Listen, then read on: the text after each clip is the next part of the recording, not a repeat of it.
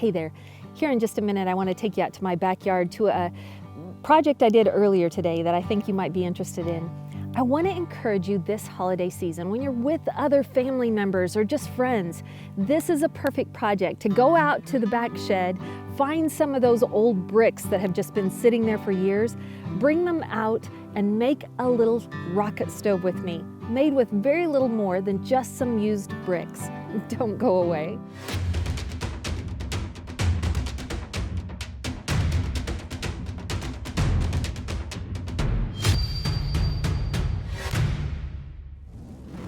This project is super fun and easy, so I hope you get more people involved than just yourself for this project if you've got others around. Get somebody that can help you with it, and it makes it fun and you learn more as you do it together.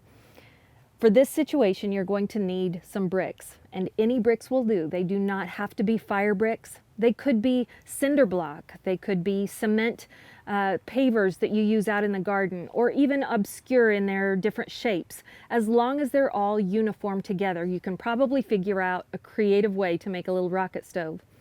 In our situation here, I've got some wonderful bricks that are not all the same exactly, but they're close enough that they're going to make a good rocket stove for us. Chris, our cameraman, who works behind the scenes and never gets enough thanks here on PREPSTEADERS, he's the one that over at his work was able to get a whole pallet full of bricks that they were giving away. So that helps me be able to make a wonderful rocket stove for you today. What you're going to do is find the 4 best bricks that you've got to work with that are the most uniform in height and size and width, because this bottom layer, just like any good spiritual illustration, the bottom layer is the most important. That's the foundation. So you want them to be level and not warped or unlike the other bricks. You're going to set them in this pattern that you see, and I'm going to repeat it over and over, just a little bit different each time. What I mean is, see how the bricks make a perfect square, but for these bricks, I have to put them just a little bit off kilter from each other to make that perfect square. Got it? I'm going to make 2 layers just like that, but as I do it, I'm going to start this brick right here overlapping that, just kind of the way you would lay bricks, so that none of the corners are exactly lined up where their integrity would be compromised. We want all of them to make it build a stronger structure, not weaker. So there I've got the first 2 layers. You got that? Easy enough. All you needed was 8 bricks for that. Now you're going to find some sort of a creative little grill, and whatever you've got is going to work fine. I was able to rob this out of one of my old little grills that I had for grilling hot dogs and hamburgers, and it will do fine for us. But I've seen a lot of folks you could go get a hanger out of the closet if you have metal hangers and just bend the wire back and forth so it makes kind of a Z shape and make that be your grill. This is not what you're going to be putting the food on. This is where you're going to be putting the fire. Keep that in mind. So any kind of little something there that's going to hold it up off the ground is going to help you. And for this, I'm actually using this real little grill. So get creative. Whatever you've got, you could put even wet sticks. I've seen in a real pinch, if you were able to go out to a tree and find just green sticks. Yes, they will eventually burn through, but they'll go slow. So do what you have to do in an emergency situation. Then you're going to keep stacking those bricks, just like I mentioned. And I've got 1 warped brick. It looks like I need to transfer out. Let me fix that one. See if this does better. Oh yeah, much better, I think. Yep, that's a better one. Okay, we'll keep going.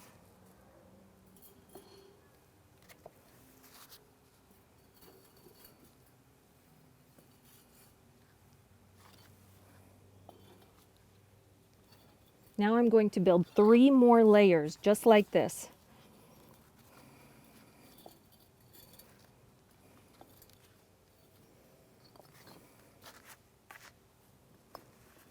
And you might have to play with it just a little bit. The bricks are almost like puzzle pieces that don't all go exactly as you wish for them to. But if you can find 2 that are warped in a complementary way, they might be the perfect fit. You want as tight of seams as possible so that there are not a lot of air gaps. You want this to just be a nice, tight little structure. All right, we're on our final layer here. You saw how quick this went together. Let's see here. Okay, I think I've got it. So there is our 5 layers, just the way that it's going to be with the grill on right above layer number 2, right? What we're going to do now is, if you can find a good brick, you're going to want to bust it in half as best as you're able to. No, it's not going to be perfect. You can see this one's a little off, but in an emergency situation, who cares? You're just thankful to have a brick to bust in half. So we're going to use these next. What we're going to do is we're going to, so that the air draws up from the bottom here and underneath this grill and comes out this little chimney that we've created, I'm going to take out this brick and this brick, and I'll transfer them out with half bricks that you'll see are going to continue to keep the structure up,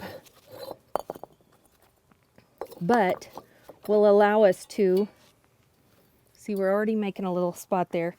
We really could just do that and put our sticks, let that be the air hole that the fire needs to go through. But if you want to, you could either take this out and set it that way, or you could put a half brick if you like it to be just so perfect with the dimensions.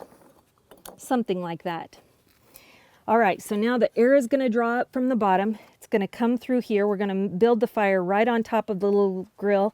In fact, I want you to come over here and look down at this grill inside here so you can see what we're working with. You're going to just notice that it's going to draw a wonderful amount of air right up through there, but fix yourself a little pile of fire sticks in there and get yourself one of those Tinder Quicks that you've used before if you've watched our episode on that to get that started. Let me get some of this going and I'll show you how we cook over it.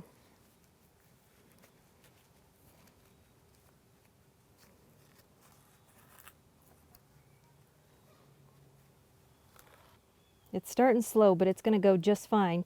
What I would recommend that if it's not an obnoxiously windy day, go ahead and at least find out which direction the wind is coming from. Take that into consideration and build it actually facing the wind so that the wind is welcome to just come right up this through the little place we've made at the bottom and feeds itself right up through there easier than ever. I'm going to put a fair amount of wood in here to get it started. It'll burn down quick, but then it'll make a nice bed of coals. And to cook over it, let me just talk you through this. If I were to put a frying pan right over the top, it's almost like putting a candle under a bushel. You don't do that because it will take the oxygen out of the fire and potentially make it die. You don't want to do that. So you've got a couple of options. Some people like to put like 2 bricks right on the side here, and so that there is kind of an elevated position, and then you could put your frying pan right over that and cook that way. That's a wonderful way to do it. Another way would be if you have another little type of grill or another hanger, just like I mentioned, a metal hanger that you want to bend into some sort of a little makeshift grill, you could use that. I robbed this out of a crock pot I had inside. Anything you've got, but just make sure it has plenty of air around it so that it has a surface that is not squelching the oxygen coming into it. Other folks, just so you know, if I wanted to use a frying pan right on top of that, I could go out and get rocks. Let me show you. If I put rocks right around the edge of this, and of course, scientifically, I should measure these rocks and make sure that they're all a perfectly level surface. But you get the idea of it here. I can put rocks around the surface and then rest the frying pan right on those rocks, and that'll keep it elevated enough. So you got multiple options depending on what you've got to work with in your environment. Keep that in mind. But I could, if I had the rocks just right, I could cook over it like that. That's a pretty handy little stove. This is going to put off a great amount of heat. It's going to boil water very quickly, and you could use it to cook whatever you wanted. This easily could be changed up just a little bit to even makeshift sort of a pizza oven effect, where if I were to move this grill down one notch, so it's not on the above the level 2, but above the level 1, so I'm moving the flame down just a little bit.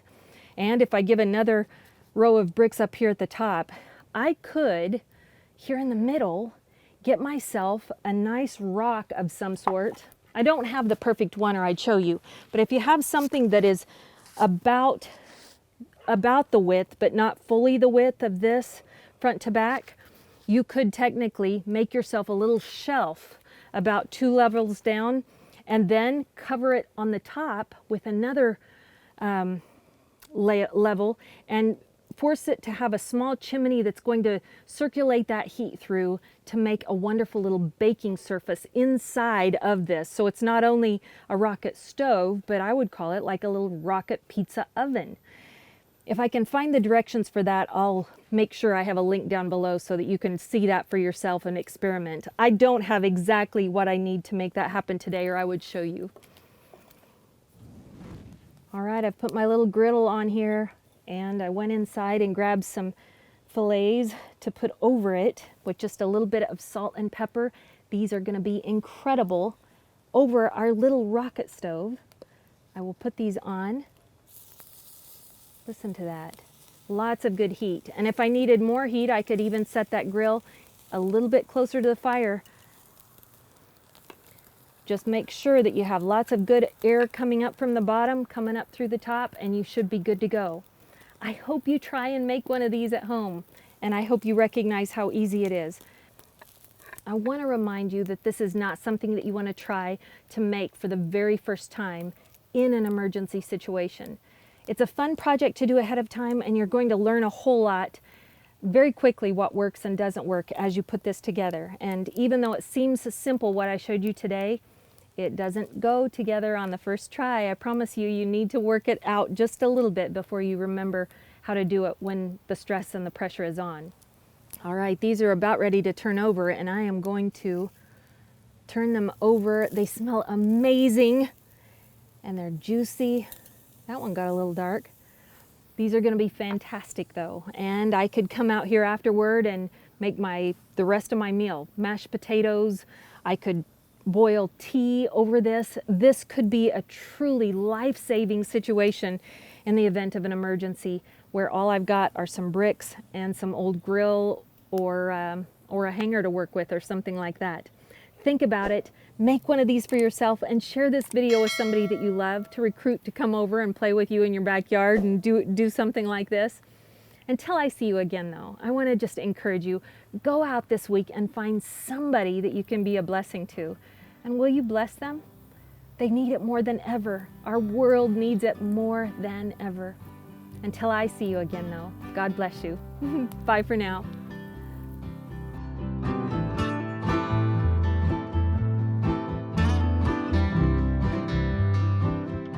Before you go, I would love to share a quick word out of the Holy Bible with you. King David wrote this in Psalm 114, and it's verses 7 and 8. He wrote this: "Tremble, O earth, at the presence of the Lord, at the presence of the God of Jacob, who turns the rock into a pool of water and the flint into a spring of water." Now go spread the word.